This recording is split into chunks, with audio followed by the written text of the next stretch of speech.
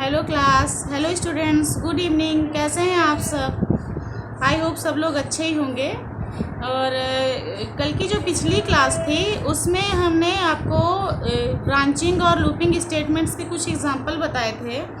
आप वो ज़रूर देखिएगा। और उसके जो प्रोग्राम है उसकी पीडीएफ फाइल भी मैंने बनाई थी, तो अगर आप चाहो तो पिछली क्लास के जो डिस्क्रिप्शन बॉक्स रहते हैं यूट्यूब में, उसके डिस्क्रिप्शन बॉक्स में जाके आप उस पीडीएफ को डाउनलोड कर सकते हैं, ठीक है ना। और अगर आपको कोई और प्रॉब्लम जाए तो आप उसको पूछ सकते हैं। हाँ, आपको कुछ चीज़ें मैंने नहीं बताई थी, स्विच स्टेटमेंट और जंपिंग और कंटिन्यू स्टेटमेंट। जंप में ब्रेक और कंटिन्यू स्टेटमेंट। तो स्विच स्टेटमेंट के साथ आपका ब्रेक स्टेटमेंट कवर हो जाएगा, कंटिन्यू का अलग से बताना पड़ेगा। सो गाइज, क्या है एक्चुअली में कि मोबाइल में मैं नोटपैड और नोटपैड प्लस के थ्रू प्रोग्राम बना तो रहे हैं हम, बट वो रन नहीं हो पा रहे हैं। तो जैसे ही जिस दिन ही वो सक्सेस हो जाएंगे और वो रन हो जाएंगे, फिर उसी दिन आपको वो क्लास, आपको वो प्रोग्राम और वो पीडीएफ आपको हम दे देंगे। तब तक आप पेशेंस बना के रखें और जितने भी प्रोग्राम अभी तक हमने बताए हैं उसको आप टाइप करते रहिए और बनाते रहिए, ठीक है ना, घर पे ही। और भी कई सारे प्रोग्राम बनाए हैं, तो आप वीडियो 3rd और वीडियो 4th जावास्क्रिप्ट की ये 2 वीडियो ज़रूर देखिए, बार बार देखिए, जितने भी लोग नए हो, ठीक। उसके बाद ही आप आगे की वीडियो देखिए, फिर पीछे की वीडियो देख सकते हैं, ठीक है। तो आज की क्लास में हम आपको नया टॉपिक बताने वाले हैं कि फंक्शन। आपको ब्रांचिंग और लूपिंग स्टेटमेंट तक हो गया था, देन उसके बाद आपका क्या आता है, फंक्शन आता है, ठीक है ना। ये देखिए, ब्रांचिंग और लूपिंग स्टेटमेंट के बाद आपका क्या आता है, फंक्शन। तो होता क्या है, फंक्शन क्या कहते हैं हम, जैसे जब कोई प्रोग्राम बड़े हो जाते हैं, कोई भी प्रोग्रामिंग लैंग्वेज है, चाहे जावास्क्रिप्ट हो, चाहे सी हो, चाहे C++ हो, चाहे जावा हो, चाहे कोई भी प्रोग्रामिंग लैंग्वेज हो, क्या होता है, जैसे हमने अभी तो छोटे छोटे प्रोग्राम बनाए, तो इतने छोटे प्रोग्रामों से तो काम नहीं चलने वाला। बड़े बड़े डेवलपर्स जो होते हैं, जो बड़े बड़े प्रोग्रामर होते हैं, बहुत बड़े बड़े प्रोग्राम बनाते हैं। तो क्या होता है, जब बड़े बड़े हम प्रोग्राम बनाते हैं तो कभी कभी ऐसा होता है कि हमें एक ही काम को अलग अलग जगहों पे करना पड़ता है। जैसे मान लीजिए हमें 2 वैल्यूज़ को जोड़ना है, 2 वैल्यू, ठीक है ना।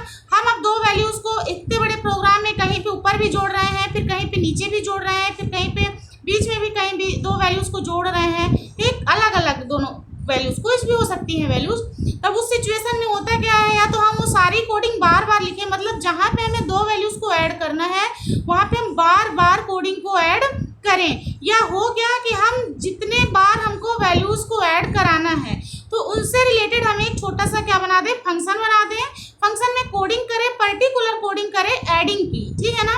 मतलब जैसे मान लीजिए फंक्शन का नाम ही हमने क्या दे दिया, ऐड दे दिया। अब उस ऐड में एक स्पेशल टास्क क्या हो रहा है कि नहीं भी 2 वैल्यूज़ को जोड़ना। अब जहाँ जहाँ पे हमको एडिंग का टास्क करना है, मतलब 2 वैल्यूज़ को जोड़ना है, वहाँ वहाँ पे हम क्या करेंगे, वो 5 या 6 लाइन ना लिख करके सिर्फ हम क्या लगाएंगे, ऐड फंक्शन लगा देंगे। तो जहाँ जहाँ पे हम ऐड फंक्शन का यूज करते जाएंगे वहाँ वहाँ को दोनों वैल्यूज़ क्या हो जाएंगी, आपस में ऐड हो जाएंगी। तो क्या होते हैं, फंक्शन छोटे छोटे स्पेशल टास्क परफॉर्म करते हैं। प्रोग्राम के ही पार्ट्स होते हैं छोटे छोटे, जो किसी स्पेशल टास्क को परफॉर्म करते हैं, जैसे एडिंग का टास्क हो गया, ठीक है ना।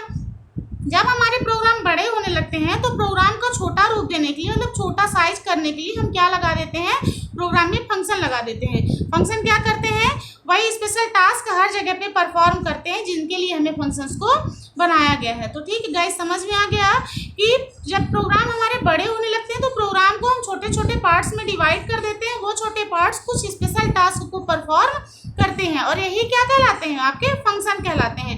फंक्शन का यूज करके क्या होता है, प्रोग्राम छोटा तो होता ही है, प्लस प्रोग्राम की स्पीड भी इंक्रीज हो जाती है। जैसे मान लीजिए हमने कोई चीज़ बहुत बड़ी बना दी, उसको हमें चलाना है तो उसको टाइम लगेगा, बट उसी को हमने डिक्रीज कर दिया, ठीक है ना। तो जब डिक्रीज कर दिया तो वो चीज़ स्पीड से आपकी चलने लगी। तो फंक्शन का यूज क्या हो गया कि जब भी फंक्शन आप बना देते हो किसी प्रोग्राम में तो आपके प्रोग्राम की स्पीड भी तेजी से बढ़ जाती है, ठीक। और तीसरी चीज़ देखिए, जैसे आपका प्रोग्राम बड़ा है वो मेमोरी में ज़्यादा कवर करेगा जगह, लेकिन अगर उसी प्रोग्राम में हम फंक्शन बनाते हैं तो प्रोग्राम क्या हो गया, छोटा हो गया। जब प्रोग्राम छोटा हो गया तो मेमोरी में जगह भी आपकी कम लेगा। तो ये कई सारे बेनिफिट्स होते हैं जो फंक्शन का यूज करके हम कर सकते हैं। पहला बेनिफिट, प्रोग्राम को छोटा बना देता है।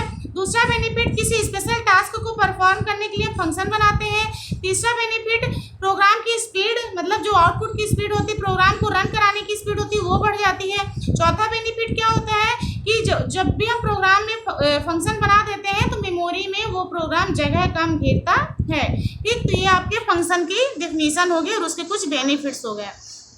तो अब आप पढ़ लीजिएगा। ठीक, फंक्शन जावास्क्रिप्ट के ऐसे समूह हैं जो किसी स्पेशल टास्क को करते हैं। अब देखिए आप अपना पूरा पढ़ लेना। ठीक, और जो हमने बोला है, अगर आपको हमारी भाषा सरल लगे, जो पीडीएफ में उसकी भाषा कठिन लगे, तो आप वीडियोस को रोक रोक करके आप कॉपी में भी लिख सकते हो। ठीक है ना, ये तो आप ऐसा भी कर सकते हो। अब देखिए फंक्शन दो तरीके से होते हैं। पहला बिल्ट इन फंक्शन, ठीक, दूसरा user defined function. Built in function क्या होते हैं, जैसे जब जो जावास्क्रिप्ट आपकी लैंग्वेज है या कोई भी लैंग्वेज, प्रोग्रामिंग लैंग्वेज, उसमें जो पहले से बना दी, मतलब जिसने भी डेवलप की होगी ये लैंग्वेज और उसने जो ये फंक्शन बना दिए, ठीक है ना, वो फंक्शन जब हम एज इट इज यूज कर लेते हैं तो क्या कहलाते हैं, हमारे बिल्ट इन फंक्शन कहते हैं। उन फंक्शंस की डेफिनेशन भी फिक्स होती है। ठीक, लेकिन जब यूजर डिफाइंड फंक्शन होते हैं वो हम अपने से बनाते हैं। हम कब बनाते हैं, जब हमें किसी ऐसी चीज़ की आवश्यकता होती है कि जो हम बिल्ट इन फंक्शन में मौजूद नहीं है, तब हम क्या करते हैं, यूजर डिफाइंड। जैसे देखिए यूजर डिफाइंड फंक्शन हो गया, एक ऐड भी हम कह सकते हैं। हमने ऐड अपने हिसाब से बनाना है कि 2 वैल्यूज को ऐड कराना है, कि 3 वैल्यूज को ऐड कराना है, कि 4 वैल्यूज को, समझ रहे हैं ना, ये यूजर में आ गया। अब बिल्ट इन में क्या हो गया कि जैसे मान लीजिए SQRT, आप सुने भी होंगे, मैथ का एक ये फंक्शन है SQRT। ये आप कहीं भी चले जाओ, होल ऑफ द वर्ड इसका मीनिंग बता देगा कि SQRT क्या करता है, किसी भी नंबर का स्क्वायर रूट निकालने का काम करता है। ठीक, तो इसी तरीके से कुछ फंक्शन जो बिल्ट इन होते हैं और कुछ फंक्शन जो हम अपने से बनाते हैं। ठीक, पावर फंक्शन, पावर आप जानते हो कि किसी भी वैल्यू का पावर निकालने का काम करता है। ठीक है ना, जैसे 2 टू दी पावर 3 दिया तो 8 आंसर आया। बट अगर हमको 8 ऐड करके लाना है कि किसी 3 वैल्यू को, जैसे 2 + 2 + 2 ऐड करना है, तो ऐड हमारा बनाया हो फंक्शन। तो इस तरीके से यूजर डिफाइन और बिल्ट इन फंक्शन आप पढ़ लीजिएगा। बिल्ट इन फंक्शन में कुछ फंक्शन भी है, जैसे इवेल है। इस फंक्शन की यूज किसी स्ट्रिंग व्यंजक को संख्यात्मक नंबर में बदलने के लिए किया जाता है। आप देखिएगा 2 चीजें होती हैं, स्ट्रिंग वैल्यू होती है और न्यूमेरिकल वैल्यू होती है। स्ट्रिंग वैल्यू जब भी हम देते हैं, स्ट्रिंग वैल्यू क्या कहलाती है, जो डबल कोटेशन के अंदर लिखी हो। देखिए यहाँ पे डबल कोटेशन है, 3 × 4 + 5 के अगल बगल डबल कोटेशन। स्ट्रिंग वैल्यू को न्यूमेरिकल वैल्यू में बदलना। स्ट्रिंग वैल्यू क्या कहलाती है, जो हमेशा डबल कोटेशन के अंदर लिखो।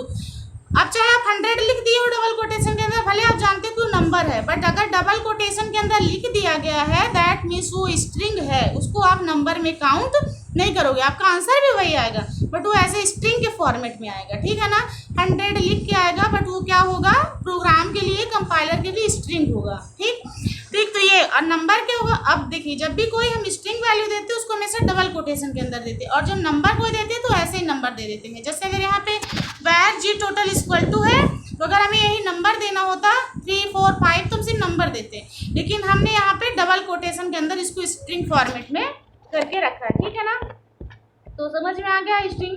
इसी तरीके से दशमलव वैल्यूज भी होती हैं, डेसिमल जिसमें दशमलव का यूज किया जाता है। इंटीजर टोटल नंबर वैल्यू हो गई। ठीक, एक डेसिमल वैल्यू हो गई, तीसरी आपकी स्ट्रिंग वैल्यू हो गई। तो ये आपकी कुछ वैल्यूज होती हैं जो आप इनपुट कराने का काम करते हो। तो ये आप अपना पढ़ लीजिएगा। जैसे पार्सेंट क्या करता है, ये भी क्या करता है, किसी भी स्ट्रिंग वैल्यू को न्यूमेरिकल वैल्यू में बदलता है।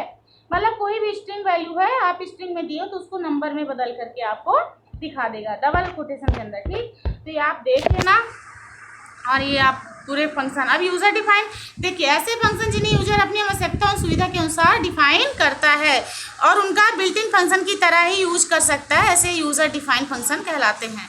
ठीक, डिक्लेरेशन। अच्छा, यूजर डिफाइन फंक्शन के लिए हमें सबसे पहले फंक्शन कीवर्ड यूज करना पड़ेगा। कैसे, मतलब बनाते हैं फंक्शन, फिर हम फंक्शन का नाम देंगे, जैसे ऐड और पैरामीटर्स। पैरामीटर्स क्या होते हैं, जब फंक्शन बनाते हैं, यूजर डिफाइंड फंक्शन बनाते हैं, वहाँ पे जो पैरामीटर्स 1 पैरामीटर्स 2 है, जैसे मान लीजिए हमें 2 वैल्यू को ऐड करना है। ठीक, समझिएगा 2 वैल्यू ऐड करना है तो हम 2 वैल्यू 2 अलग अलग वेरिएबल में देंगे, ए और बी में। तो हम यहाँ पे क्या लिखेंगे, फंक्शन ऐड और कोष्टक के अंदर a, b।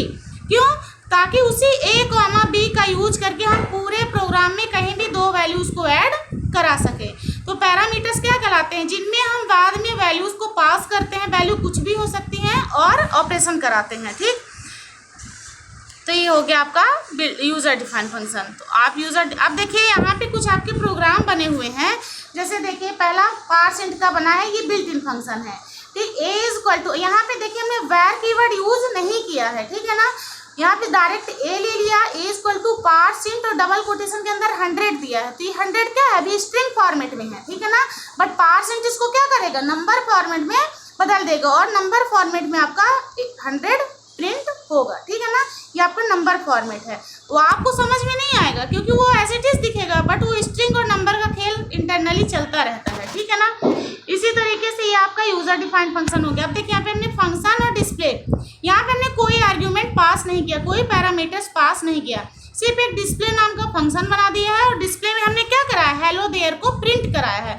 और देखिए बाद में हम डिस्प्ले को कॉल कर दी। अब देखिए जहाँ जहाँ पे हमें हेलो देयर प्रिंट कराना होगा, हम इतना जो ये 4 लाइन है, function, display, document, hello there, ये कर्ली ब्रेसेस, इनको कुछ भी सिर्फ और सिर्फ हम डिस्प्ले लगा देंगे तो हर जगह पे ये आंसर आपका अटैच होता चला जाएगा। समझ रहे हैं ना। तो ये इतना लाइनों को बचत हो गया। ये देखिए आंसर आपका आ गया। उसी तरीके से देखिए आपका आर्ग्यूमेंट वाला फंक्शन ऐड एक्स वाई, ठीक। अब यहाँ पे user defined function with parameters, यहाँ पे हमने रिटर्न एक्स प्लस वाई कराया है। क्या कराया है, एक्स प्लस वाई। यहाँ पे हमने एक बार स्क्रिप्ट ओपन किया, स्क्रिप्ट बंद किया, दोबारा हेड ओपन किया, बॉडी है ना। अब स्क्रिप्ट टाइप ये देखें, ठीक। यहाँ पे बॉडी के अंदर अब क्या कर रहे हैं, वेरिएबल लिया एक्स, और देखिए यहाँ पे हमने सिर्फ 2 वैल्यू जोड़नी है ना, ऐड के अंदर 12 दे दिया। अब जहाँ जहाँ पे आपको 2 वैल्यूज ऐड करनी है, 12, 20, 15, 25, 100, 50, 1000, ठीक है ना। आप सिर्फ क्या करो, एक वेरिएबल लो, var x y z is equal to add, और कोष्टक के अंदर वो 2 वैल्यूज पास कर दीजिए, ठीक। तो जो ये आपका ये 4 लाइनों का था function add x y, return x y, ये सारी चीज़ें आपको फिर कहीं पे लिखने की ज़रूरत नहीं, बस एक लाइन लिखना पड़ेगा, वेर एक्स ऐड 12। फिर हमने क्या करा, एक्स को प्रिंट करा लिया, ठीक है ना।